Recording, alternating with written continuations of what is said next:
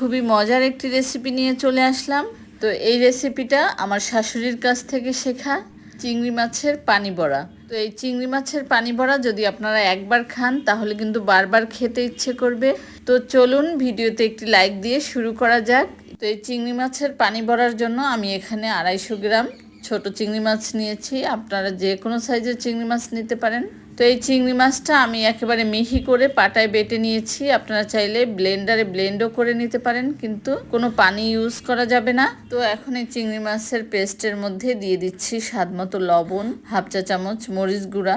তো এখন ভালো করে এটাকে মিক্সড করে নিচ্ছি। খেয়াল রাখতে হবে লবণটা যেন বেশি না হয়ে যায়, কারণ এটা যখন রান্না করব তখন কিন্তু ঝোলেও লবণ থাকবে। তো লবণটা কিন্তু ভিতরে ঢুকে যাবে তখন।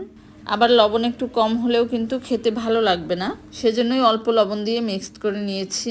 তো ভালোভাবে মিক্সড করা হয়ে গিয়েছে। তো এখন রান্না করার পালা।